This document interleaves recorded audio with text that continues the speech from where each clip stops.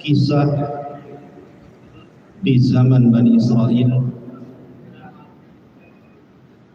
di mana kisah ini bicara tentang kisah Talut wal Jalud, kisah tentang Talut dan juga Jalud. Nanti kita lebih banyak mengambil ibrah pelajaran dari kalimat per kalimat dalam kisah ini.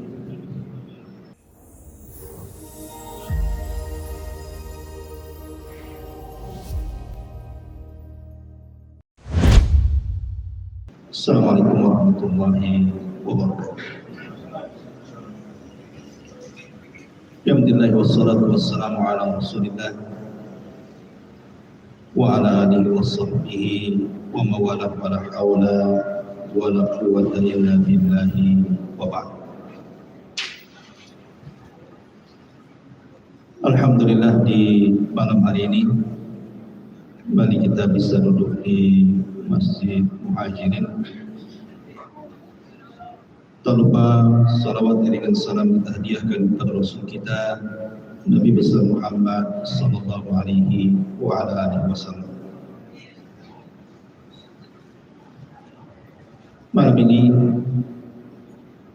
kita akan membahas surah Al-Baqarah ayat 246 dan seterusnya. Satu kisah menarik di dalam Al-Quranul Karim yang bicara tentang kisah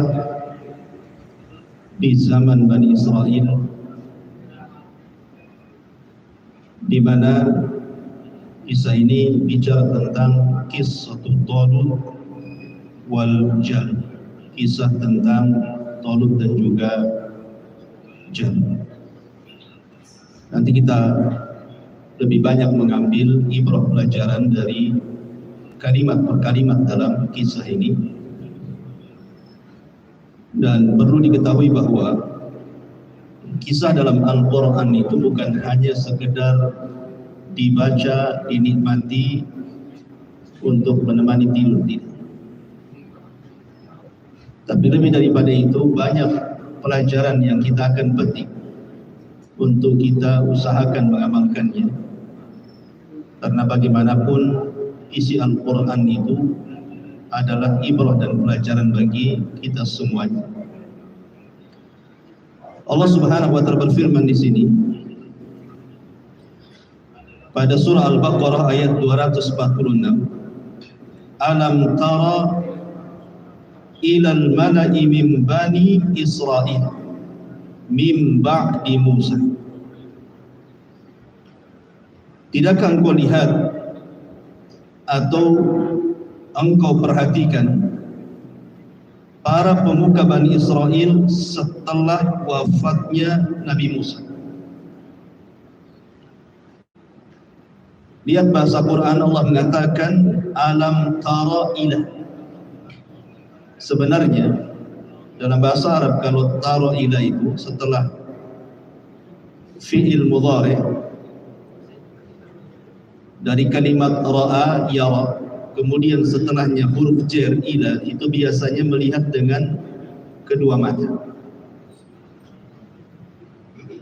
Tetapi kan kejadian ini di masa itu turunnya ayat ini kepada para sahabat Nabi SAW. Sahabat kan tidak melihat peristiwa itu. Kenapa Allah Subhanahu wa taala membahasakan tara ila yang harusnya melihat dengan kedua mata?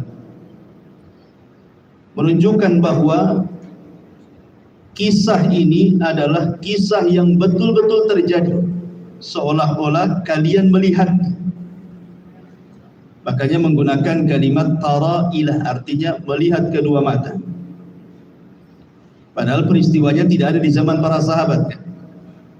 Jadi Allah Subhanahu wa taala seolah-olah memberikan pelajaran kepada kita bahwa kisah ini nyata adanya, bukan cerita-cerita. Alam tara ilal mala'i min bani Israel. Tidakkah kalian memperhatikan para pemuka-pemuka Bani Israel setelah wafatnya Musa. Artinya peristiwa ini terjadi antara Nabi Musa dan Isa. Karena nabi-nabi yang terakhir dari nabi-nabi Bani Israel itu adalah Nabi Isa bin Maryam. Itu nabi yang paling akhir dari nabi-nabi Bani Israel. Jadi peristiwa ini berkisar antara Musa dan Isa. Dan tentu Musa ke Isa kan jaraknya ribuan tahun. Di mana letaknya? Wallahu a'lam, Al-Quran tidak menjelaskan. Yang jelas ini peristiwanya setelah wafatnya Isa, setelah wafatnya Musa, sebelum Isa. Kemudian Allah mengatakan, idh qalu linabiyyi lahum, idh qalu linabiyyi lahum ub'ats lana malikan nuqatilu fi sabilillah. Ketika para pemuka-pemuka itu datang ke nabi mereka. Siapa nabi mereka di sini? Ahli tafsir banyak yang berselisih pendapat. Ada yang mengatakan bahwa yang dimaksud nabi di sini adalah Yusha ibn Nun. Dan Yusha ibn Nun itu artinya nabi yang mengikuti Nabi Musa ketika perjalanan mencari Khidir. Ada juga yang mengatakan namanya Sam'un. Sam'un itu diambil dari Sami Allah. Karena ketika ibunya tidak punya anak, dia ingin punya anak, sekali berdoa kepada Allah Subhanahu wa taala, akhirnya diijabah punya anak. Jadi Allah mendengar doanya, makanya kemudian disebut namanya Sam'un. Ada juga yang mengatakan Sam'un. Tetapi dari seluruh pendapat para ulama tafsir, yang paling rajih wallahu alam, bahwa yang dimaksud nabi di sini artinya Nabi Samuel. Nabi Samuel namanya. Dan dia adalah keturunan Lawa ibnu Ya'qub alaihi salatu wassalam. Karena Nabi SAW pernah mengatakan, jadi Bani Israel itu tasusuhumul anbiya.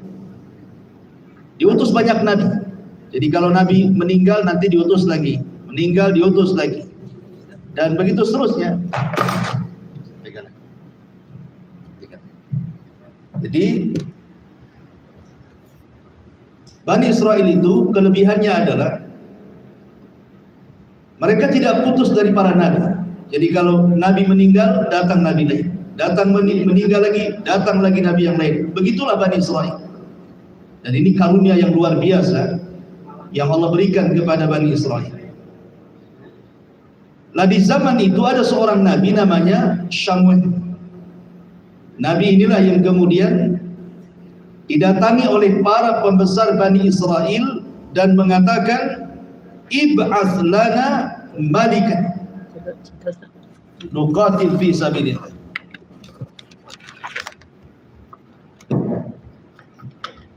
Habis baterai.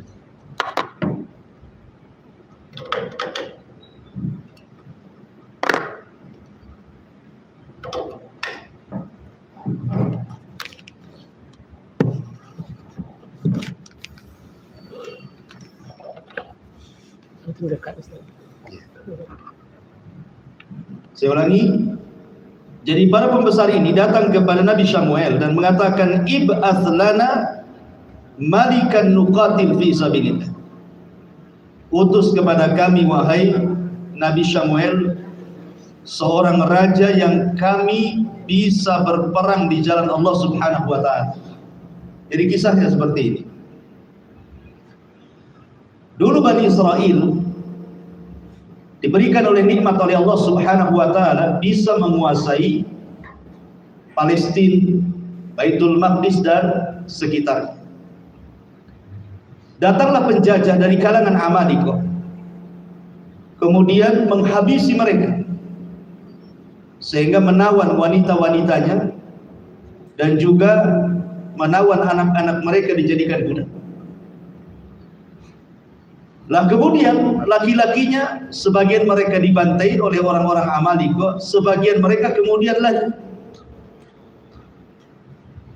Lah ketika itulah kemudian mereka hidup dalam posisi kesusahan. Ketika itulah kemudian mereka datang kepada Nabi yang diutus kepada mereka, Nabi Samuel, untuk merebut kembali dari amalikum. Makanya mereka mengatakan kepada Nabi Syamuel, tolonglah utus kepada kami seorang raja yang kami bisa berperang di jalan Allah Subhanahu wa ta'ala. Bani Israel ini sudah saya jelaskan bahwa dia adalah keturunan Nabi Allah Yakub alaihi salatu wassalam. Dan Yakub itu memiliki 12 anak. Dari 12 anak itu ada namanya Lawi. Lawi putra Yakub. Itu semua turunannya jadi nabi. Semua turunannya jadi nabi. Kemudian di sana ada putra Yakub yang lainnya namanya Yahuda. Yahuda ibn Yakub. Itu semua turunannya jadi raja. Jadi ada yang seluruh turunannya jadi nabi dari Lawi, ada yang seluruh turunannya jadi raja. Pokoknya kalau jadi raja harus turunan Yahuda. Sebagaimana nabi harus turunan Lawi. Begitulah adat istiadatnya orang-orang Bani Israel. Makanya di sini kenapa kemudian bahasa Bani Israel kepada Nabi Syamuel, utus kepada kami seorang raja. Kenapa mereka tidak mengatakan kepada Syamuel, ayo kita berperang, kau pimpin kami? Karena tugas Nabi itu bukan memimpin. Yang memimpin seorang raja. Tugas Nabi itu hanya sekedar mengarahkan saja, memberikan wejangan-wejangan, nasihat-nasihat yang terbaik apa yang harus dilakukan. Makanya mereka tidak minta Nabi Syamuel untuk memimpin perang. Justru diminta bahwa Nabi Syamuel, carilah orang yang pantas untuk kami jadikan raja, biar kami perang bersama raja itu. Karena selama ini mereka dipimpin para nabi, mereka tidak mau. Sekarang kami ingin punya raja. Qala, Nabi Syamuel ini tidak yakin dengan Bani Israel ini. Makanya dikatakan, hal asaitum in kutiba alaikumul qital ala tuqatil. Kata Nabi Syamuel ini mengatakan, jangan-jangan kalau seandainya diwajibkan kepada kalian perang, kalian tak mau perang pula gitu. Kenapa Nabi Syamuel tahu itu? Karena memang kehidupan mereka hubbud dunia, sangat cinta dengan dunia. Orang kalau sudah cinta dengan dunia itu kan akhirnya karahiyatul maut, pasti benci dengan kematian. Sebagaimana Nabi SAW pernah mengatakan, hampir-hampir kalian ini dikepung dari semua arah, seperti nampan yang berisi makanan dikepung orang-orang lapar. Kemudian sahabat mengatakan, Rasul, apakah amin killatin nahnu yauma idzin? Apa karena kami sedikit wahai Rasul? Kata Rasul, tidak, bal antum yauma idzin katsirun, bahkan kalian banyak. Kemudian Rasul menjelaskan penyakitnya. Kata Rasulullah, banyaknya kalian tapi sudah dikuasai penyakit wahan. Kemudian Rasul menjelaskan apa itu wahan, hubbud dunya wa karahiyatul maut, karena terlampau cinta dunia akhirnya takut kematian. Itu yang dilihat oleh Nabi Syamuel kepada Bani Israel. Jangan-jangan kalau sudah diwajibkan jihad kalian pula lari. Jadi, tetapi mereka menjawab dengan jawaban yang tegas. Qalu wa ma lana alla nuqatila fi sabilillah wa qad akhrajna min diyarina wa abnaina. Wahai Nabi Syamuel, kenapa kami tidak mau perang bersama raja tersebut? Kau lihat kami sudah diusir, anak-anak kami, istri-istri kami juga tertawan oleh mereka. Masa kami tidak mau jihad? Alasannya kuat tuh. Alasannya kuat, ingin membela keluarga kan itu. Dan ingat bahwa jihad di zaman itu beda dengan jihad di zaman Nabi SAW. Jihad di zaman itu hanya jihadud difa' saja, bukan jihadut talab. Jadi jihad itu ada dua. Ada jihad talab, ada jihad difa' namanya. Jihad talab itu artinya kita memaksa orang untuk perang. Ayo kita perang. Itu namanya jihad talab namanya. Memang pemimpin sebuah negara maksa rakyatnya untuk perang. Ingin menjajah sebuah negeri, kita caplok negeri tersebut. Mungkin kalau sekarang nih kayak apa nih? Kayak Rusia Ukraina lah kan. Rusia nyaplok gitu ya, mau menguasai gitu kan. Nah, mungkin semacam itu namanya tolak. Ada difa. Difa itu hanya sekedar membela diri, ya supaya jangan diserang. Lah di zaman dulu tidak ada jihad tolak namanya. Walaupun di sini mereka mengatakan ib'ats lana malikan nuqatil fi sabilillah. Utus kepada kami seorang raja biar kami perang bersama mereka, melawan mereka. Maksudnya mereka itu maksudnya di sini orang-orang Amali. Bukan berarti kemudian hendak mencaplok negeri yang mereka ingin, tidak, untuk mempertahankan diri. Sebab kalau mereka diam saja diserang lagi nanti. Makanya mereka ingin mempertahankan diri. Kenapa tidak ada jihad tolak? Karena nabi-nabi di zaman itu hanya diutus kepada kaumnya saja. Tapi Nabi SAW diutus kepada seluruh manusia. Makanya Nabi SAW banyak futuhat, membuka-buka daerah-daerah kan. Ya, mulai sampai ke daratan Iran yang disebut dengan Persia, ya kan, sampai ke Romawi kan, itu diambil gitu ya. Itu namanya tolak ya. Kalau difa kan mempertahankan saja. Jadi ini bukan tolak di sini ya. Di sini difa saja karena memang lemahnya Bani Israel, sementara orang-orang Amalika itu kuat, ingin membela diri. Mereka datang kepada Nabi Syamil dan mengatakan, wahai Nabi, pilihkan untuk kami seorang raja biar kami perang bersama raja itu di jalan Allah Subhanahu wa taala. Kata Nabi Syamil, jangan-jangan kalau diwajibkan jihad kalian tak mau perang. Kata mereka, apa alasan kami tidak perang? Kau lihatlah, keluarga kami ditawan oleh mereka. Jadi nampak alasannya jelas gitu. Tetapi lihat apa yang terjadi. Falamma kutiba alaihimul kitab tawallau illa qalilan minhum. Wallahu alim bidzalimin. Ketika kemudian betul-betul diwajibkan perang, tiba-tiba mereka berpaling, tidak mau ikut. Dan Allah Maha tahu dengan orang-orang yang zalim. Di sini sebenarnya Nabi Syamil ini ingin mengingatkan kepada Bani Israel yang sok-sokan itu, yang ingin perang itu. Seolah-olah Nabi Syamil ingin mengatakan, nanti kalau diwajibkan kepada kalian perang, nanti kalian seperti moyang kalian. Maksudnya moyang kalian, maksud di sini apa? Di zaman Nabi Musa. Kan Nabi Musa alaihi salatu wassalam membawa Bani Israel dari Mesir sampai ke perbatasan Palestina. Kemudian tidak bisa membebaskan Baitul Maqdis kecuali harus membebaskan Ariha. Sementara Ariha ini dikuasai oleh orang-orang Amalikoh di zaman itu. Tiba-tiba ketika Musa mengajak Bani Israel untuk memerangi orang-orang Amalikoh yang menguasai Ariha, mereka ketakutan. Dan mereka mengatakan kepada Musa, idhhab anta wa rabbuka faqatila inna hahuna qa'idin. Kalau engkau mau perang wahai Musa, silahkan perang sendiri, ajak Tuhanmu perang berdua sana, kami nonton di sini. Kan kurang ajar tuh. Siapa yang menang, siapa yang kalah ya tengoklah nanti. Kan kurang ajar tuh Bani Israel, masa ngomong sama nabinya seperti ini. Lah Nabi Syamil ini mengingatkan, maksudnya jangan-jangan nanti ini kalau diwajibkan kepada kalian perang, nanti kayak nenek moyang kalian pula tak mau perang. Diingatkan. Tapi mereka dengan yakin mengatakan, tidak, enggaklah, kami enggak seperti mereka.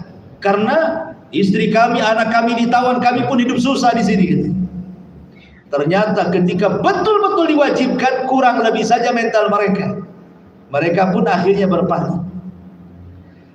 Ini ayat Al-Baqarah 246 ini cerita global namanya. Cerita global. Bagaimana rinciannya? Ayat selanjutnya ini bicara rincian daripada kisah ini.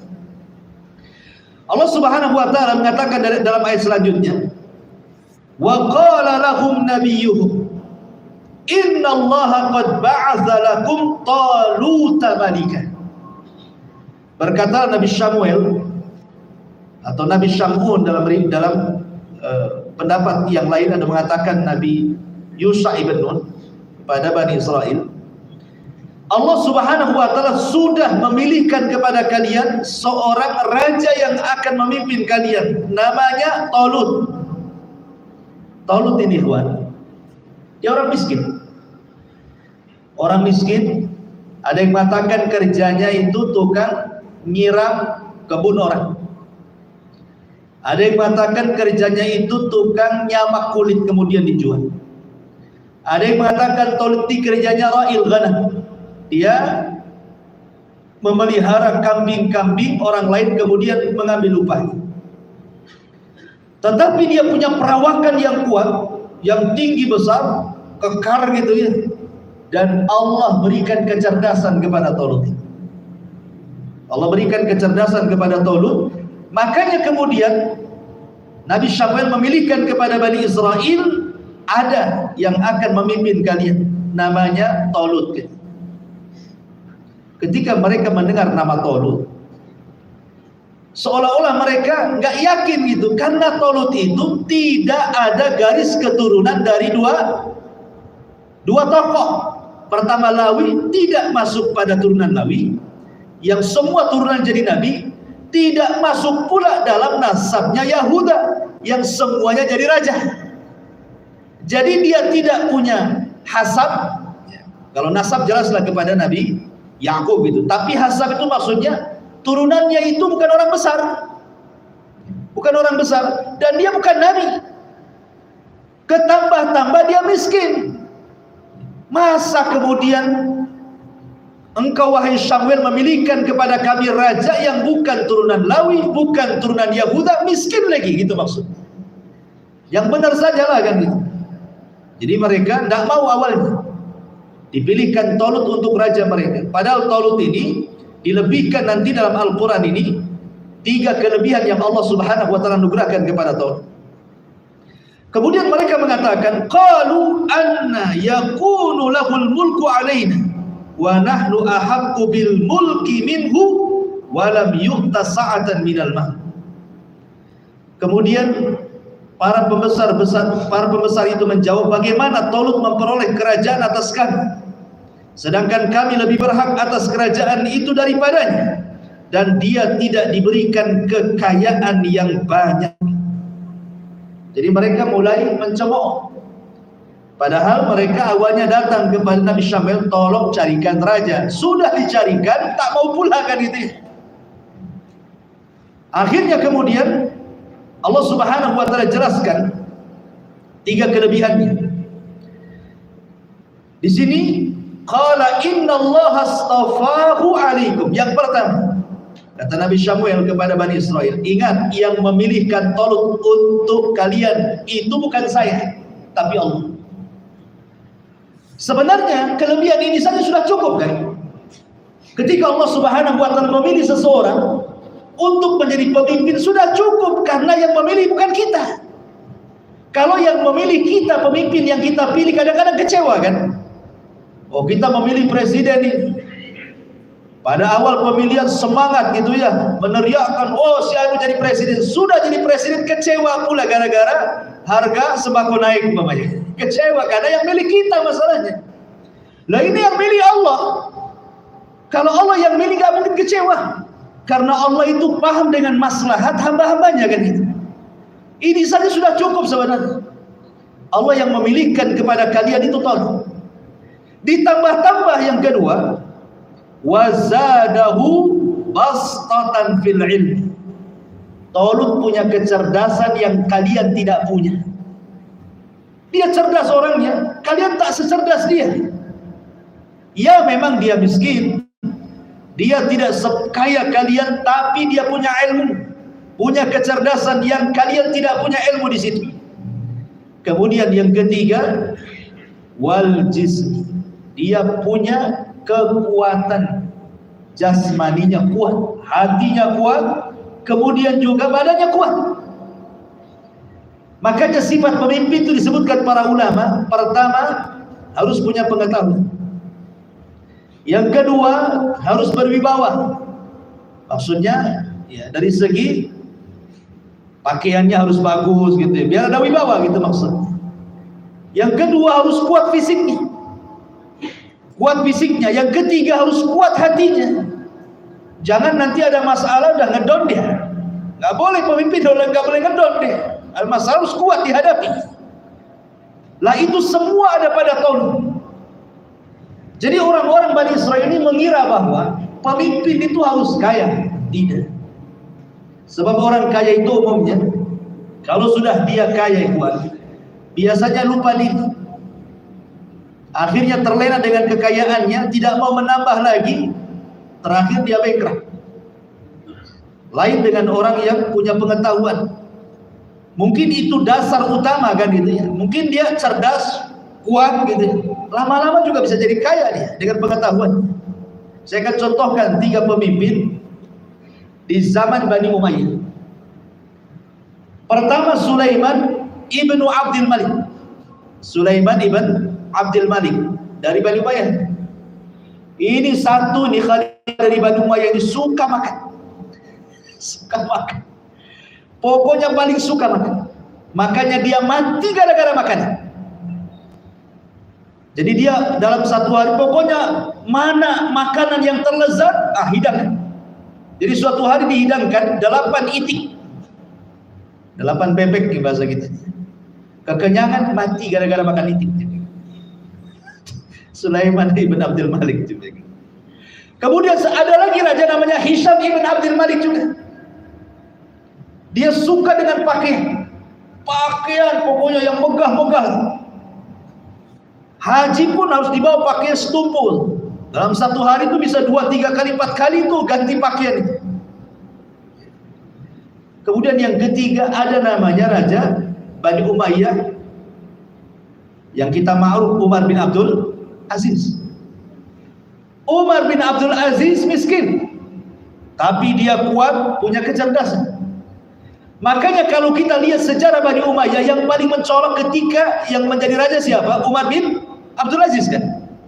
Itu yang dikenang dari Bani Umayyah itu. Bahkan 2 tahun dia berkuasa, tidak ada orang miskin di zamannya. Tidak ada orang minta-minta. Karena dia mempraktikkan sistem zakat, bukan sistem pajak. 2 tahun tidak ada orang minta-minta.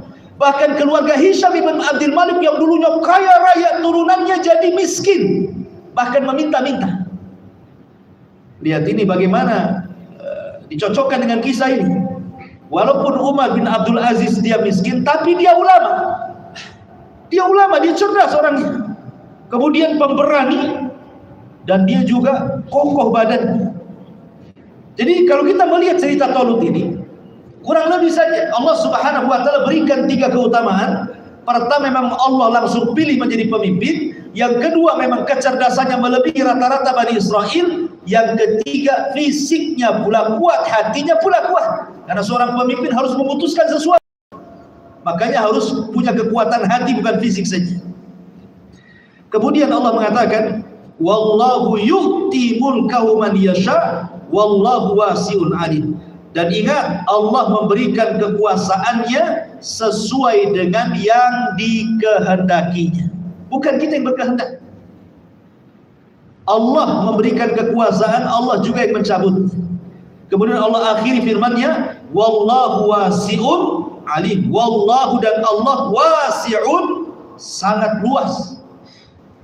Apanya? Ya semuanya. Luas maghfirahnya, luas rahmatnya, luas pengetahuannya, dan begitu seterusnya. Karena nama-nama Allah itu ada 5. Kalau kita bicara tentang nama-nama Allah, itu ada 5. Ada namanya Ismu Al-Jamal, Ismul Al-Jamal. Yang kedua ada namanya Ismu Al-Jalal. Yang ketiga namanya Ismu Al-Rububiyah. Kemudian Ismu Al-Uluhiyah. Kemudian yang terakhir Ismu Al-Jami'. Apa maksudnya? Kalau kita bicara tentang nama-nama Allah, yang pertama, nama-nama Allah itu ada yang sifatnya Ismu Al-Jamal, nama yang indah. Kalau kita dengar itu sejuk di hati. Seperti namanya Ar-Rahman, Ar-Rahim, Allah Maha Penyayang, Allah Maha Pengasih. Itu kan namanya. Itu nama Allah Subhanahu wa taala yang indah, Al-Wadud, penyayang gitu. Yang kedua ada namanya Ismul Jalal. Kalau dengar itu takut kita. Seperti umpamanya Allah itu Qahar. Qahar itu zat yang bisa mengirimkan azab sesuka dia. Qahar, Maha Perkasa, Maha Kuasa untuk memberikan azab kepada siapapun. Ada namanya Jabbar. Jabbar itu sombong gitu. Ya, memang Allah berhak sombong. Jadi kalau kita dengar takut, itu disebut ismu al-jalal. Ada namanya ismu rububiyah. Nama Allah yang sifatnya rububiyah seperti Al-Khaliq, Allah menciptakan, Al-Mudabbir, Allah yang mengatur, Al-Hayy, Allah yang menghidupkan, itu namanya rububiyah. Ada namanya ismu al-uluhiyah, seperti Allah, ilah gitu ya, yang disembah gitu. Itu namanya ismu al-uluhiyah. Lah ini al-wasi ini disebut ismu al-jami. Jadi nama Allah yang mencakup semuanya. Jadi dia luas segalanya, mau pengetahuannya luas, ampunannya luas, rahmatnya luas, dia mencakup semuanya. Itu kalau kita memerinci tentang asma Allah, nama-nama Allah Subhanahu wa taala. Ma'asyiral muslimin yang dimuliakan Allah Subhanahu wa taala. Kemudian Allah Subhanahu wa taala berfirman, "Wa qala lahum nabiyyun." Ini belum selesai. Mereka mengatakan, wa qala lahum nabiyyuhum, dan nabi mereka berkata, inna ayata mulkihi an ya'tiyakumut tabutu fihi sakinah. Jadi Bani Israel ini masih kurang yakin dengan 3 keutamaan itu. Maka mereka meminta tanda kepada Nabi Samuel ini. Oke, kau memilihkan Tolut untuk raja kami. Sekarang apa tanda-tanda yang ada pada Tolut yang membuat kami yakin bahwa dia pantas untuk raja kami? Sebutkan pusaka apa yang dia miliki. Kalau Nabi itu mujizat apa yang ia punya gitu. Pusaka apa yang bisa menenangkan kami kalau memang Tolut itu layak jadi raja kami dan layak untuk memimpin perang bersama kami gitu. Maka Nabi Samuel mengatakan, inna ayata mulkihi an ya'tiyakumut tabutu fihi sakinatu mir rabbikum wa baqiyatun mimma taraka ala Musa wa ala Harun tahmiluhul malaikah. Nabi mereka berkata, sesungguhnya tanda kerajaannya datangnya tabut kepada kalian yang di dalamnya terdapat ketenangan dari Tuhan kalian dan sisa-sisa peninggalan keluarga Musa dan juga Harun yang dibawa malaikat. Tabut itu adalah sebuah kotak. Tabut itu kotak. Nabi Musa alaihi salatu wassalam saat pulang dari Bukit Sainai mendapatkan papan Taurat, kemudian pulang segera kan kepada Bani Israel. Rupanya dilihatnya Bani Israel, rupanya mereka kufur menyembah patung anak sepi yang dibentuk oleh Samir. Marah dia. Akhirnya kemudian Musa melempar papan Taurat itu sampai kemudian sebagiannya pecah dan berkecah. Lah papan yang pecah-pecah kecil-kecil itu kemudian diambil, diletakkan dalam kotak. Lah kotak itu disebut tabut. Kotak itu disebut tabut karena di situ ada serpihan-serpihan papan Taurat yang ketika Musa marah dibanting itu, serpihan-serpihannya itu dikumpulkan, dimasukkan ke kotak itu. Kotak itu jadilah tabut. Jadi benda yang keramat, benda yang sangat berkah gitu. Lah biasanya Bani Israel sepeninggal Nabi Musa alaihi salatu wassalam kalau perang mereka selalu membawa tabut itu. Kemudian diletakkan di depan pasukan dan mereka sangat yakin kalau perang bawa tabut pasti menang. Itu keyakinan mereka kepada tabut itu. Itulah tabut itu, kotak itu yang isinya serpihan-serpihan Taurat yang berkecah itu. Kemudian juga di sini Allah Subhanahu wa taala menambahkan wa baqiyah mimma taraka ala Musa wa Harun. Bukan hanya serpihan-serpihan Taurat saja, tetapi juga peninggalan Musa dan Harun ada di situ. Tongkatnya Nabi Musa juga ada di kotak itu. Tetapi sudah tidak berfungsi lagi, itu kan mukjizat Nabi Musa. Tidak bisa dipakai oleh siapapun. Nah, mukjizat kan yang dimiliki Nabi saja kan itu. Ya hanya peninggalan saja. Ada yang mengatakan di situ rambutnya Nabi Harun, tongkatnya Nabi Harun. Pokoknya Al-Quran tidak menjelaskan, yang jelas ada sisa-sisa peninggalan para nabi. Ya mulai dari papan Taurat, tongkat Nabi Musa, tongkatnya Harun, ada yang mengatakan rambutnya dan begitu seterusnya di dalam tabut itu. Dan wajar, namanya peninggalan para nabi itu kan berkah. Nabi Shallallahu Alaihi Wasallam saja berkah kan gitu. Lihat ketika dia dicukur, saat dia setelah dalam musim haji, itu rambutnya diambil oleh para sahabat. Terkadang dijadikan obat rambutnya Nabi, dicelupkan ke air kemudian diminum. Terkadang ludahnya ditangkap kemudian dilus-lus ke badannya. Begitulah para nabi itu punya berkah. Tapi ini khususiah Nabi ya. Ini khususiah Nabi, tidak berlaku kepada selain Nabi. Tidak bisa berlaku ke tuan guru, ke kiai, ke ajengan, ke ustadz, tidak bisa.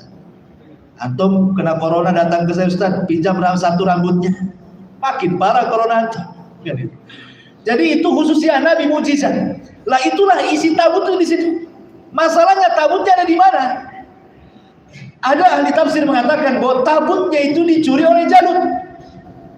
Jadi tabut itu dicuri oleh Jalut ketika Jalut memimpin Amaliko menyerbu Bani Israel. Kala Bani Israel lah dicurilah tabut itu oleh mereka.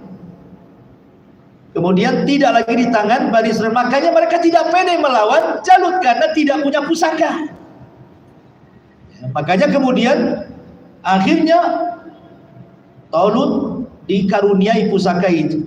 Dengan cara apa? Allah utus malaikat mengambil dari tangan Jalut kemudian diterbangkan ke langit. Malaikat kan nggak nampak, jadi yang nampak kotaknya di langit itu. Kemudian turun persis di depan Jalut dan itu disaksikan Bani Israel. Baru mereka mengatakan mereka mengatakan, kalau sudah ada tabut kami yakin dan kami siap untuk dipimpin Talut. Begitulah Bani Israel. Kalau nggak ada itu mereka nggak mau mengakui Talut sebagai pemimpin mereka. Dan menunjukkan tabut ini kalau sekarang ini kayak lambang lah. Kayak negara kita ini ada bendera pusaka merah putih gitu ya. Zaman dulu lah, zaman Bung Karno, Hatta kan. Setiap negara kan punya lambang. Jadi mereka kan minta lambang masalahnya. Kalau memang Talut jadi nabi itu apa lambangnya? Dan di negeri kita kan masing-masing punya lambang tuh, masing-masing daerah itu. Kayak Madura cerulit gitu. Kayak orang Sunda kijang, Melayu apalah kan itu.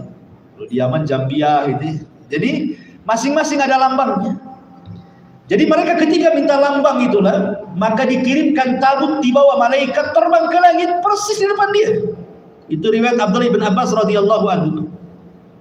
Maka Allah Subhanahu wa taala mengatakan, "Inna fi dzalika laayatan lakum in kuntum mu'minin."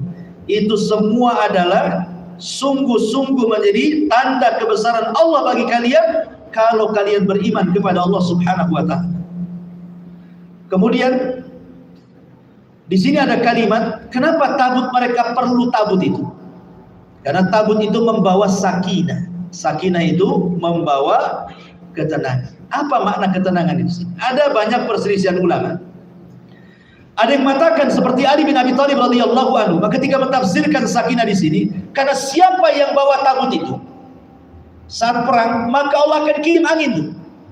Dan angin itu akan masuk di hati-hati para prajurit kemudian membawa ketenangan dan mereka yakin pasti menang. Ini satu pendapat. Pendapat yang kedua adalah pendapat dari Wahab ibn Munabbih. Maksudnya adalah Allah Subhanahu wa taala utus malaikat kemudian menyampaikan pesan Allah bahwa kalian akan menang. Dengan itu kalian akan tenang. Karena sudah ada bisikan-bisikan malaikat kita akan menang. Ya, kalau kita mau kerja kemudian ada orang yang bisikin, insyaallah orang kayak antum tidak mungkin gagal, antum pasti berhasil. Kan semangat kita kan. Tapi kalau dicemooh, sekolah pun tidak. Pasti orang ngedown lah gitu ya. Jadi sakinah itu maksudnya bisikan-bisikan malaikat yang kemudian menyemangati orang-orang ini untuk berjihad. Akhirnya mereka pun tenang dan siap untuk berangkat. Maka Allah mengatakan falamma fasala Talut bil junud. Ketika fasal itu artinya Talut sudah keluar dari negerinya membawa pasukan banyak. Jadi ada yang mengatakan seperti Ibnu Katsir mengatakan pasukan yang dibawa oleh Talut itu jumlahnya 80.000. Sama Madinah 80.000 banyak tentaranya. Tapi lihat nanti dari 80.000 itu berkurang. Karena Talut ini bukan hanya dia pemimpin yang bijak, tetapi selaku pemimpin kan harus ngasih ikhtibar kan. Ikhtibar itu semacam ujian. Betul tak prajurit ini sami'na wa ata'na dengan saya kan itu. Jangan-jangan nanti ketika betul-betul di lapangan perang pada lari pula dia. Saya suruh ke kanan, dia ke kiri pula apamanya. Saya suruh maju kemudian pulang pula dia. Dia harus memberikan ujian. Seorang pemimpin itu ujian. Tengoklah orang-orang yang masuk tentara. Kadang-kadang merayap di lumpur, ditembakin dan itu ya. Supaya ketika masuk dalam peperangan ada nyalinya dia. Nah, kalau tidak ada latihan kayak gitu, dengar suara bom, apa nggak lari dia? Makanya kemudian Talut ini membuat ujian-ujian supaya tahu di mana prajuritnya yang betul-betul mau jihad dengan prajuritnya yang hanya ngomong saja. Perhatikan lanjut ayat. Falamma fasala Talut bil jund. Maka ketika Talut membawa tentaranya keluar dari negerinya menuju tentara Jalut, qala, dia mengatakan, innallaha mubtaliikum binahar. Sebentar lagi kita akan melewati satu sungai. Ada yang mengatakan sungai ini antara Palestina dengan Yordania yang disebut dengan Nahrus Syariah namanya. Jadi sungai Syariah terletak tengah-tengah antara perbatasan Palestina dan Yordania Urdun. Di situ ada sungai. Kata Talut, bentar lagi nih kita melewati sungai. Dan Allah Subhanahu wa taala akan uji kalian. Apa ujiannya? Faman syariba minhu falaysa minni wa man lam yat'amhu fa innahu minni illa man ightarafa ghurfatan biyadihi. Orang ini kan sudah jalan jauh, Pak. Meninggalkan daerahnya, mereka menyusuri padang pasir, menyusuri bukit, menyusuri lembah, mereka kehausan. Kemudian kata Talut, sebentar lagi kalian akan lewat di sungai. Siapa yang minum dari sungai itu, maka dia tidak berhak mengikutiku sampai melawan jalan. Wa man lam yat'amhu fa innahu minni. Tapi siapa yang tidak mengambil air untuk diminum, lewat gitu saja, itulah pasukan. Tapi kemudian Talut merasa kasihan juga kalau nggak minum kan. Kata Talut, boleh, tetapi satu cidukan tangan saja. Bukan dua tangan gini, dua tangan banyak. Satu cidukan segini saja lah, satu tangan aja. Ambil, udah gitu aja. Ya, cuma satu itu aja. Kalau dua gini agak banyak kan itu. Ghurfatan wahidah itu maksudnya dengan satu tangan yang ngambil gitu. Karena kasihan. Lihat bahasa Quran, Allah mengatakan wa man lam yat'amhu. Ta'am itu artinya makan. Bagi orang yang nurut dengan Talut, walaupun dia satu ciduk tangan nih, maka itu sudah mengenyangkan bagi dia. Kenapa? Karena mentaati perintah Allah. Tapi bagi yang minum banyak, tidak kenyang-kenyang dia, nggak hilang hausnya, karena dia bermaksiat kepada Allah Subhanahu wa taala. Apa yang terjadi? Fasyaribu minhu illa qalilan minhu. Tiba-tiba yang minum banyak, lebih banyak dibandingkan yang minum satu tegukan saja. Di sini menunjukkan bahwa ahli maksiat itu jauh lebih banyak dibandingkan ahli taat kan gitu. Ahli maksiat itu lebih banyak. Karena orang maksiat itu tidak perlu belajar, kawan. Orang maksiat itu tidak perlu belajar, beli aja khamar minum, gitu ya. Nggak perlu sekolah lagi. Tapi kalau orang taat itu ada sekolahnya, makanya ngaji, duduk di majelis ta'lim, nah kan itu. Ya. Kalau ahli maksiat tidak perlu ngaji atau datang aja berzina sana, minum khamar, berjudi, berdusta, itu udah maksiat. Di sini hikmahnya adalah bagaimana Talut ini ingin memilah-milih siapa pasukan yang jujur, siapa pasukan yang berdusta sebenarnya. Disinilah mereka diuji dengan ketaatan kepada pemimpin. Makanya kenapa Nabi SAW ketika bersabda dalam hadis Irbad bin Sariyah radhiyallahu an, ketika Hajjatul Wada, kalimat yang pertama setelah takwa apa?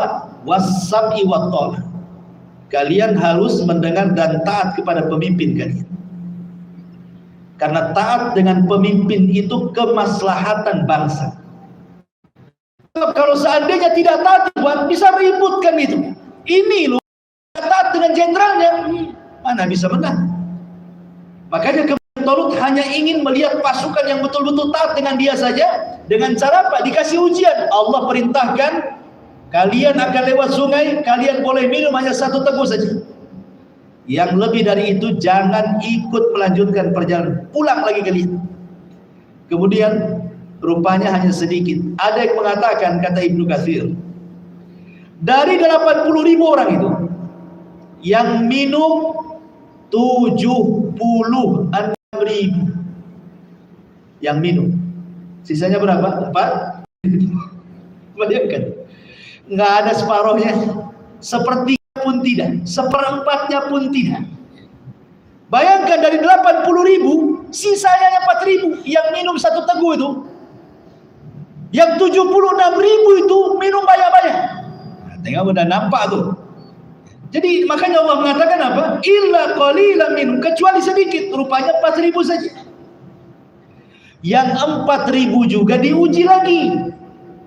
Ya, nanti nyusul tuh dari 4.000 tuh. Makanya Allah mengatakan di sini, falamma jawazahu huwa walladzina amanu ma'ah. Ketika betul-betul mereka berhadap-hadapan dengan tentara Jalut. Sudah nampak tentaranya Jalut banyak sekali gitu ya. Mereka sisa 4.000. Tiba-tiba mereka mengatakan, qalu la taqatana al-yawm bi Jalut wa junud. Mereka mengatakan, wahai Talut, nampaknya kami tidak tahan dengan tentara sebanyak itu. Jumlah kita 4.000, jumlah mereka nampak banyak kali. Kami tak kuat melawan mereka. Akhirnya nyusut lagi, dari 4.000 itu sisanya 314 orang. Sebagai 80.000 kemudian berkurang jadi 4.000, dari 4.000 berkurang jadi 314 orang. Makanya dalam hadis Bara bin Azib yang dikeluarkan Imam Bukhari, jumlah tentara Talut sama dengan jumlah tentara Badar. Perang Badar kaum muslimin 314 orang melawan 1.000. Jadi tentara Talut itu cuma 314 orang itu saja yang tersisa dari 80.000. Makanya kemudian setelah mereka melihat tentara Jalut banyak sekali, akhirnya sesama mereka saling bincang-bincang, maju mundur, maju mundur. Itu kan banyak pasukannya tuh. Lah orang-orang yang masih teguh keimanannya berusaha meyakinkan kawan-kawannya yang sudah mulai ragu-ragu. Apa katanya? Qala alladziina yadhunnuna annahum mulaqullah kam min fi'atin qalilatin ghalabat fi'atan katsiratan biidznillah wallahu ma'as sabirin. Maka kawan-kawan yang bagus, yang soleh, yang pemberani, yang kokoh imannya berusaha menasihati. Siapa? Berkatalah orang-orang yang yakin mereka akan berjumpa dengan Allah. Di sini dua penafsiran. Kalau maksudnya berjumpa dengan Allah itu maksudnya di dunia, artinya mereka yakin pasti mati syahid. Tetapi kalau maksudnya berjumpa dengan Allah pada hari kiamat, maksudnya mereka pasti menang karena kita punya Allah. Yakin, ya, kita akan menghadap Allah Subhanahu wa taala sehingga tumbuhlah keberanian di sini. Jadi mereka mengatakan, orang-orang yang merasa yakin akan berjumpa dengan Allah mengatakan kepada teman yang lain, berapa banyak kelompok yang sedikit mengalahkan kelompok yang banyak, semua karena izin Allah. Seolah-olah orang-orang ini menasihati kawan-kawannya, ingat, menang itu bukan karena jumlah, menang itu bukan karena kuantitas, tetapi karena kualitas. Wallahu ma'as sabirin, dan Allah bersama orang-orang yang sabar. Akhirnya setelah sebagian mereka menasihati yang lain, rupanya ada juga yang futur dan lebih banyak yang futur, sehingga sebagian mereka pulang lagi, dan yang tersisanya 314 orang saja. Inilah yang betul-betul pilihan Talut untuk berperang melawan Jalut. Kemudian Allah mengatakan, walamma barazu li Jalut wa junudi.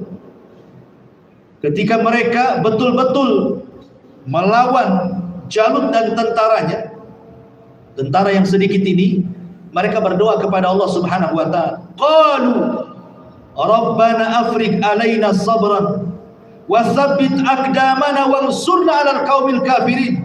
Ya Allah, limpahkan, masukkan kesabaran. Coba lihat bahasanya. Dia tidak mengatakan, mereka tidak berdoa, ya Allah berikan kesabaran, bukan begitu. Ya Allah curahkan kesabaran, masukkan ke dalam hati. Kenapa?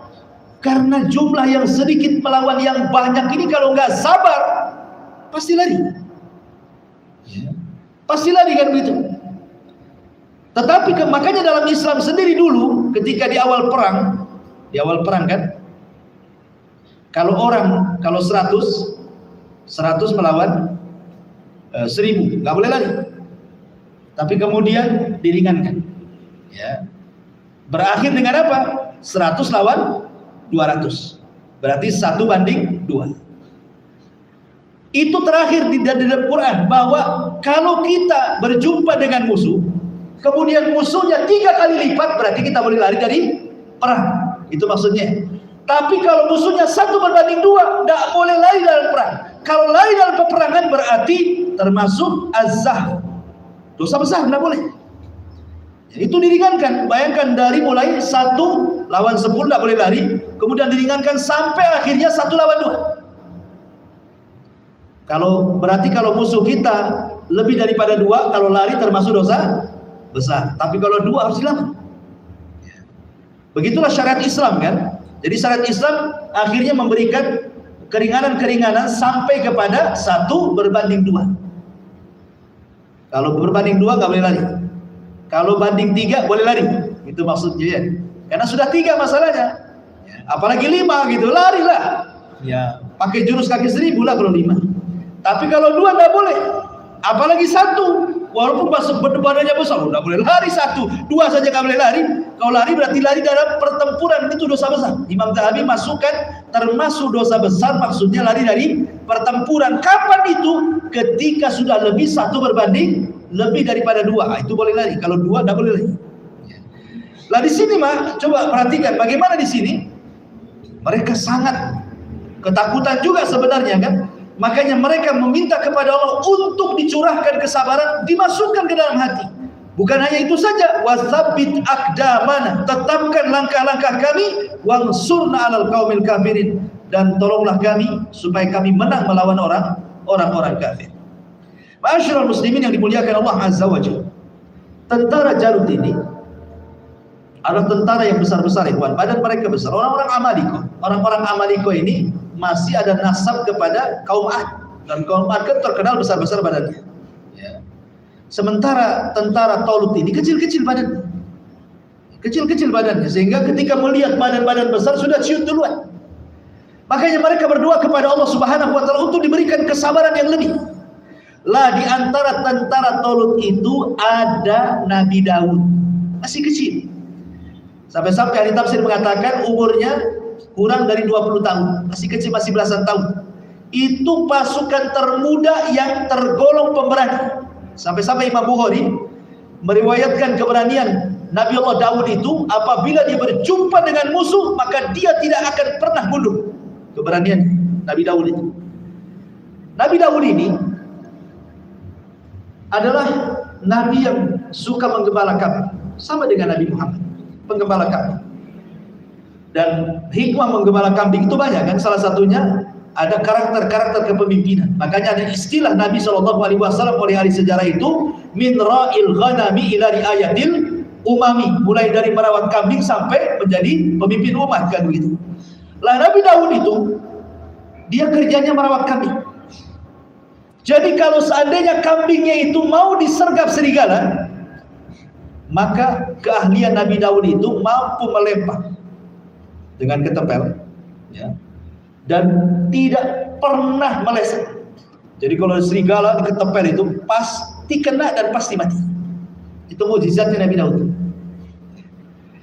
Jadi ketika kemudian pasukan berhadapan-hadapan ini, Talut ini sebenarnya untuk merangsang pasukan, karena kan pasukannya tinggal 314 orang, yang dilawan ribuan jumlahnya, tentu kan harus dikasih hadiah supaya mereka berani kan gitu. Kata Talut, karena di zaman itu peperangan lain dengan di zaman sekarang. Di zaman sekarang kan kadang-kadang pesawat tanpa awak gitu, atau meledak saja kan. Zaman dulu kan hadap-hadapan pakai pedang. pakai panah, pakai tameng, pakai unta, pakai kuda dan semacamnya. Betul-betul diuji keberaniannya. Dan perang zaman dulu tidak langsung perang, pamannya dua pasukan berhadapan-hadapan, enggak main tempur gitu, tidak. Tetapi ada sistem mubarozah namanya. Mubarozah itu maksudnya mana jagoanmu, nih jagoanku. Nah, tempur dulu. Lah kebetulan dari jagoannya orang-orang itu, musuh-musuhnya Thor itu langsung Jalut yang maju. Jalut yang maju. Dan sesumbar Jalut mengatakan, kalau kalian bisa membunuhku, aku akan serahkan kekuasaanku kepada kalian. Tapi kalau aku bisa membunuhmu, serahkan kekuasaanmu kepadaku. Tiba-tiba kemudian Nabi Talut Raja Talut mengatakan, siapa yang bisa melawan Jalut di antara kalian? Anda ada satupun yang maju? Nggak ada. Ketakutan mereka. Akhirnya kata Talut, siapa yang maju dan bisa membunuh Jalut, ku hadiahi dua. Satu, menikah dengan putriku. Dua, mewarisi kekuasaanku. Nggak ada yang maju juga. Sekarang kalau seandainya maju melawan Jalut, mati kodok, nggak dapat anaknya, nggak dapat hartanya, kan begitu ya. Buat apa juga maju kan? Nggak ada yang berani satupun kecuali Nabi Daud. Jadi dari 314 orang itu cuma Daud yang paling berani. Maju dia ke depan, bawa ketepeh. Kemudian Jalut mengatakan, ngapain kau utus orang kecil? Kan paling mudah. Bawa ketepel itu hanya bisa membunuh anjing gitu. Apa jawaban Daud? Wallahi demi Allah, sesungguhnya engkau lebih jahat dibandingkan anjing gitu. Aku bisa membunuh. Maka kemudian Daud masukkan batu ketepel itu, langsung diketepel, kena sininya, tembus ke belakang. Sebaik. Jadi itulah cara membunuh Jalut. Jalut dibunuh Daud itu dengan cara diketepel. Ada si kisah Bani Israel, ya, kisah Bani Israel itu kan pelezat kisah saja. Kita tidak bisa mendustakan dan kita tidak bisa membenarkan secara mutlak. Jadi Nabi Daud ini sebelum perang itu, dia sedang menggembala kambing karena dia sudah memang terpilih menjadi pasukan. Jadi dia berpikir tuh, apa ya senjata yang pantas untuk perang itu? Pedangkah, panahkah, apa? Pokoknya dia berpikir soal senjata. Tiba-tiba kemudian ada suara dan mengatakan, ya Daud, bawa aku gitu. Aku yang akan menjadi senjata. Jadi Daud tuh tengok siapa yang manggil-manggil dia. Rupanya yang manggil dia itu kerikil kecil. Kata kerikil ini, bawa aku yang akan membunuh Jalut. Jadi sebelum berangkat sudah memang, ini kisah Israeliat sekali lagi ya, tidak ada dalam Quran, tidak ada dalam hadis Nabi, ini kisah Israeliat mengatakan seperti itu. Ya, kisah Israeliat itu maksudnya yang dicantumkan oleh perjanjian lama gitu, orang-orang Yahudi dalam Taurat. Ada juga yang mengatakan bahwa sebenarnya Nabi Samuel itu pernah berpesan kepada Talut sebelum berangkat dan mengatakan bahwa dia diilhami oleh Allah Subhanahu wa taala bahwa dari pasukanmu akan ada yang berhasil membunuh Jalut. Kemudian kata Talut kepada Samuel, lalu bagaimana caranya dan siapa dia? Tapi Nabi Samuel tidak menunjukkan siapa orangnya, hanya menyerahkan baju besi. Pasangkan ke pasukan. Siapa yang cocok dengan baju besi ini, maka dia akan membunuh Jalut. Tapi jangan kasih tahu. Ya. Sayembara saja suruh pakai. Akhirnya semua pakai, nggak ada yang cocok. Ada yang kesempitan, ada yang kegedean gitu ya. Terakhir Nabi Daud cocok pula dengan baju besinya. Dan Talut sudah ada firasat bahwa dia yang akan membunuh Jalut. Ternyata menjadi kenyataan ketika betul-betul berhadapan kan, yang membunuh Jalut siapa? Nabi Daud dengan cara diketepel. Kemudian tembus di sini, mati. Ingat, pasukan kalau sudah tidak ada pimpinan di zaman itu, kocar kacir. Jangan lagi orang-orang kafir, pasukan Nabi di perang Uhud. Ketika kemudian ada seorang sahabat namanya Mus'ab bin Umair. Mus'ab bin Umair itu kan perawakannya persis seperti Nabi. Jadi kalau dia pakai baju besi itu hampir tidak bisa dibedakan mana Nabi, mana Mus'ab. Kalau sudah pakai baju besi itu. Jadi Mus'ab bin Umair ini terbunuh di perang Uhud. Yang membunuhnya berteriak bahwa dia sudah membunuh Nabi. Tersebarlah Nabi SAW mati di perang Uhud. Apa yang terjadi? Para sahabat tunggang langgang. Itu kaum muslim. Pada ada yang pergi ke Madinah, ada yang tetap, pokoknya sudah kocar-kacir itu. Itu di kalangan kaum muslimin, apalagi orang kafir. Ketika Jalut meninggal, hilang keberanian tentaranya. Ketika Nabi Daud berhasil membunuh Jalut, didekati, diambil pedangnya, kemudian dipenggal lehernya, disembunyikan kepalanya. Disembunyikan kepalanya, tidak ada yang tahu kalau kepala Jalut itu sudah dibawa Nabi Daud.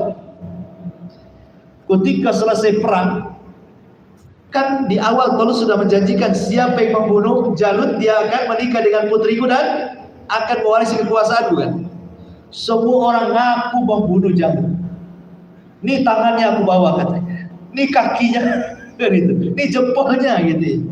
Ini darahnya nih, pada ngaku. Tapi Nabi Talut, Raja Talut mengatakan, yang ingin saya katakan, datangkan kepalanya. Siapa yang bisa mendatangkan kepalanya, dialah yang membunuhnya, kan? Sudah kepalanya sudah ada di Nabi Daud, kan? Datang Nabi Daud di kepalanya. Dari situlah kemudian Talut akhirnya memberikan janji dinikahkan dengan salah satu putrinya, dan setelah meninggalnya Talut, maka Daud menjadi raja. Inilah raja pertama dari turunan Lawi. Ya, turunan Lawi itu kan Nabi. Berarti Daud menggabungkan dua garis keturunan, Nabi plus raja. Dan inilah pertama kali Bani Israel dipimpin oleh seorang raja plus nabi. Biasanya nabi saja, raja saja. Ini dua-duanya digabungkan nih oleh Daud. Kemudian setelah Daud juga meninggal, diserahkan juga sama plus nabi dan juga raja Sulaiman. Tapi setelah Sulaiman meninggal sudah tidak ada lagi. Cuma dua ini saja yang pernah menjadi raja dan nabi, cuma dua, Daud dan Sulaiman. Selebihnya tidak ada. Jadi dia nabi saja, raja saja. Inilah kisah tentang Talut dan Jalut. Apa yang kita bisa ambil hikmah dari pelajaran? Yang pertama, kata para ulama, ad-durus al-mustafadah di sini. Al-maksiatu sababun li zawalin. Maksiat itu menjadi sebab hilangnya nikmat.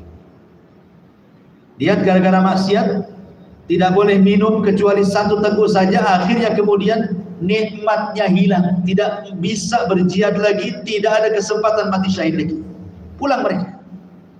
Dan ini kaidah umum, maksiat itu menghilangkan nikmat. Berapa banyak rizki dihalangi oleh Allah untuk turun, tidak jadi turun gara-gara maksiat.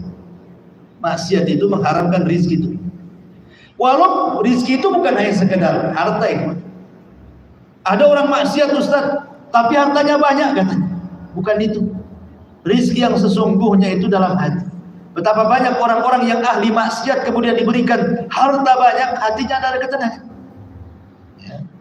Makanya kata Syekh Abdul Qadir Jailani, persis ucapannya dengan Sufyan Ats-Tsauri rahimahullahu ta'ala. Orang kalau sudah tidak punya keinginan dunia, kalau sudah tidak punya keinginan pangkat, jabatan, kepemimpinan atau apalah dari dunia-dunia ini, ketika hati itu kosong, dia tidak suka harta lagi, dia tidak suka jabatan lagi, dia tidak suka kepemimpinan lagi, apa yang kira-kira dimasukkan ke dalam hati? Maka beliau berdua mengatakan, masukkanlah ke dalam hati akhirat. Ya, masukkan ke dalam hati urusan akhirat. Ingat mati, ingat kubur, ingat padang mahsyar, ingat neraka, gitu. Supaya apa?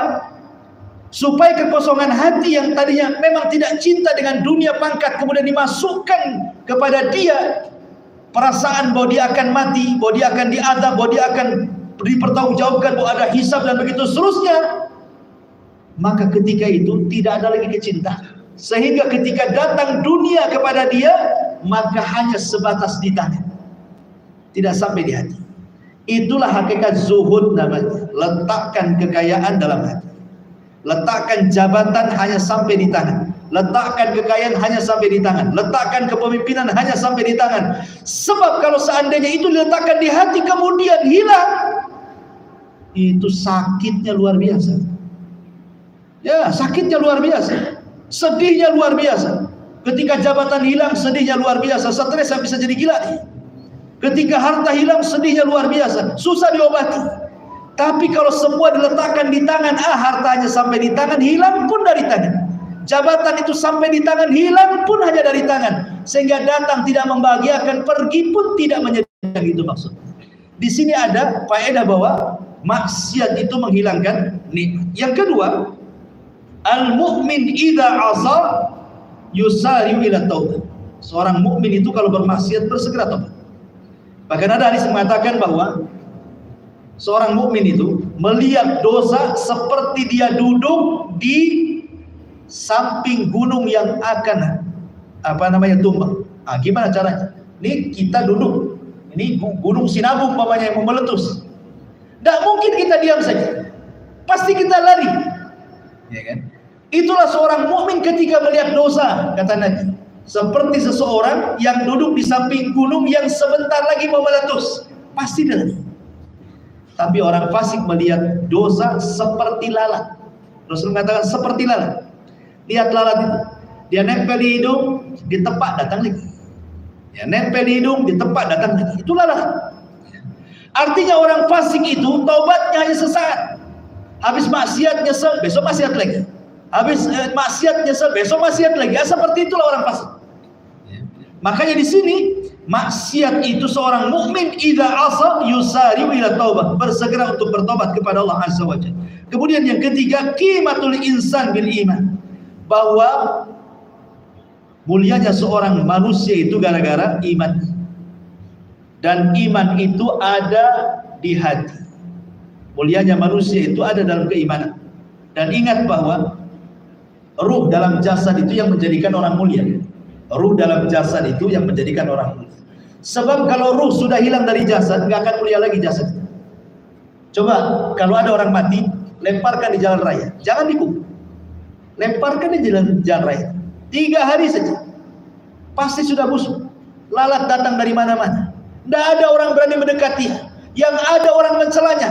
Ya kan? Itu kalau tidak dikubur tuh, pasti jasad itu hina di mata manusia. Karena yang menjadikan jasad itu mulia itu ketika ruhnya masuk. Ketika ruhnya masuk dia hidup, barulah pangkatnya berjejer di pundakan gitu ya. Bintang-bintangnya baru nampak di bajunya, baru dihormati orang. Tapi kalau ruhnya hilang, walaupun jenderal presiden sekalipun letakkan jasadnya di jalan, mungkin kalau sudah busuk dihina orang. Ya. Lah iman itulah, iman itu bagian daripada asupan ruh. Ya. Makanya qimatul insan, bahwa mulianya seorang manusia itu ada pada iman. Kemudian yang nomor 4, laisa lil abdi ikhtiyar fi ma amarallah. Seorang hamba tidak ada pilihan kalau Allah sudah perintahkan. Lihat di sini kisah Tolut. Allah sudah memilihkan, yang memilihkan Tolut itu bukan Nabi Samuel tapi Allah. Ketika Allah yang memilihkan, tidak ada ikhtiar bagi hamba. Karena yang tahu kemaslahatan kita ini Allah. Jadi ketika Allah memilihkan sesuatu itu sangat terbaik bagi kita. Artinya di sini kita diajari apa? Qanaah. Apa qanaah itu? Redho dengan pemberian Allah. Bisa saja itu terbaik bagi kita. Ya, qanaah itu maksudnya redho. Mau sedikit alhamdulillah, banyak alhamdulillah. Karena Allah tahu ada hamba itu kalau diberikan kekayaan makin kufur dia. Ada hamba itu kalau seandainya dimiskinkan makin kufur dia. Jadi Allah itu sebenarnya ketika memberikan kekayaan kepada hamba itu sedang ukur tuh. Ini kalau jadi kaya, ini jadi korun. Nah gitu maksudnya. Ini kalau miskin nih, ini kufur kali ini. Makanya kadang-kadang ada yang disengaja seorang mukmin diberikan kekayaan, dengan kekayaan dia bersedekah, makinlah dia beramal saleh. Ada orang miskin makin dimiskinkan oleh Allah, makin sabar masuk surga dengan kesabarannya. Semua karena hikmah. Itulah namanya qanaah ya. Qanaah itu artinya redho dengan pemberian. Ya. Kalau kita membahas lebih luas daripada itu, contoh orang bakhil. Bakhil itu ikhwan, sebenarnya tidak menambah harta kan? Sebagaimana infak juga tidak menyedikitkan harta kan? Kenapa? Karena rizki itu kan sudah ditakdirkan. Anda bakhil nih, pikirnya orang bakhil itu kalau bakhil kan numpuk-numpukan harta nanti banyak kan? Anda akan memperbanyak harta ke orang bakhil. Kenapa? Sudah dijatah sama Allah di Lauhil Mahfuz rizkinya segitu. Sama dengan orang infak juga, tidak lantas kalau infak dia sedikit hartanya, tidak juga. Bahkan orang yang infak itu justru semakin banyak hartanya. Maka yang paling utama di sini qanaah lah, benar. Yang paling benar adalah qanaah. Terimalah pemberian Allah, karena Allah paling tahu dengan pemberian itu maslahat apa bagi hambanya. Nah, ini juga penting ya. Laisa lil 'abdi ikhtiyar fi ma amarahu. Kemudian juga faedah yang kelima dari kisah ini, di sini bahwa Nabi siapa? Allah Subhanahu wa taala ingin mengajarkan kepada Bani Israel lewat ujian minum di Nahrus Syariah, sungai syariat antara Palestina dan Yordania ini. Kenapa Allah berikan ujian seperti ini? Kenapa Allah katakan siapa yang banyak minum bukan termasuk tentara tolong. Siapa yang minumnya satu gayung tangan saja, maka dia termasuk tentara tolong. Allah ingin mengetahui bahwa kalau kalian tidak sanggup untuk berperang, jangan memaksakan diri. Buktinya kalian tidak sanggup, ujian ini saja tidak sanggup. Mau perang pula kalian. Baru menahan haus saja tidak sanggup, kan itu. Mau melawan musuh pula, kan itu. Dari sini menunjukkan bahwa disuruh jihad itu yang pertama lawan hawa nafsu. Sebelum kita melawan orang, lawan hawa nafsu dulu. Itulah hakikat keberanian, kata Nabi. Orang berani itu bukan orang yang ahli gulat, tidak, kata Rasulullah, tapi orang yang bisa mengalahkan hawa nafsunya. Dan di sini menunjukkan bahwa hendaklah seseorang itu melihat kadar kemampuan dia. Kadar kemampuan dia. Kalau dia tidak sanggup, jangan dipaksa dalam agama. Karena itu akan mengecewakan, akan membuat dia gagal. Kalau dia tidak sanggup. Contoh umpamanya, antum sakit, baru kecelakaan, tidak sanggup berdiri, dia berpikir, oh ini sholat gak boleh, harus berdiri rukun. Antum paksakan, madarat bagi antum, madarat bagi sholat, kan? Sudah gak khusyuk, nahan sakit, makin sakit pula kaki. Makanya di sini dalam beramal itu sesuai dengan kemampuan juga. Kemudian juga di sini qalilun minar rijal alladzina yathbutuna inda syada'id. Rupanya sedikit sekali orang-orang yang kuat mental ini ketika ditimpa musibah. Ya, betul kata Rasul. Terkadang manusia apabila diuji dengan nikmat dia bisa bersyukur. Tapi tidak banyak orang ketika diuji dengan musibah dia bisa bersabar. Kalau diberikan nikmat bisa dia bersyukur, tapi kalau dia diuji jarang orang bersabar. Hanya sedikit sekali, kata Nabi SAW, orang-orang yang bersabar. Makanya wajar kalau seandainya tingkat pahala sabar itu paling besar dari seluruh amal yang diperintahkan oleh Rasulnya, karena tidak ada lipatan pahalanya. Kalau sedekah kan ada 700 kali lipat, kan itu ya. Atau sholat sekian kali lipat. Antum sholat di Masjidil Haram sama dengan 100.000 kali sholat di Muhajirin, jelas lipatannya. Tapi sabar itu tidak jelas lipatannya, karena Allah mengatakan innama yuwaffas sabiruna ajrahum bighairi hisab. Kami akan berikan balasan bagi orang-orang yang sabar itu tanpa batas. Hanya Allah yang tahu lipatannya. Kemudian yang terakhir di sini, doa Allah min ajlil intisar. Pentingnya berdoa kepada Allah untuk mendapatkan sebuah kemenangan, kesuksesan dalam hal apapun, bukan hanya dalam perang saja. Dalam kehidupan kita pun, kalau kita ingin sukses, berdoa. Makanya dalam surah Al-Fatihah ada kalimat iyyaka na'budu wa iyyaka nasta'in. Dua lafaz inilah yang menjadikan Rasul kalau ada masalah sholat. Kata Aisyah radhiyallahu anha, kana an-nabiy sallallahu alaihi wasallam idza hajabahu amrun fazi'a ila shalah. Rasul itu kalau ada permasalahan besar sekali, maka Rasul langsung sholat. Kenapa? Karena Allah mengatakan wasta'inu bis sabri wa shalah. Mintalah pertolongan dengan sabar, kemudian dengan sholat. Maksud dengan sholat di sini, maksudnya dengan kalimat iyyaka na'budu wa iyyaka nasta'in. Dua kalimat inilah yang melibatkan Allah dalam urusan kita. Maka sebesar apapun urusan Anda, kalau Allah terlibat menyelesaikannya, pasti ada jalan keluarnya. Tapi sekecil apapun masalah, kalau Allah tidak terlibat, maka akan sulit untuk diuraikan. Itu kaidah, ya. Makanya di sini juga ada doa yang paling penting. Setiap permasalahan maka panjatkan doa kepada Allah, baru kemudian akhdhu bil asbab, mencari sebab untuk menguraikan masalahnya. Wallahu a'lam. Inilah di antara faedah dari kisah tentang Talut dan Jalut, mudah-mudahan manfaatnya. Subhanaka wa bihamdika asyhadu an la ilaha illa anta astaghfiruka wa atubu ilaik. Allah taala. Assalamualaikum warahmatullahi wabarakatuh. Kita tutup dengan doa kafaratul majlis. Subhanaka wa bihamdika asyhadu an la ilaha illa anta astaghfiruka wa atubu ilaik. Allahu taala alam. Assalamualaikum warahmatullahi wabarakatuh.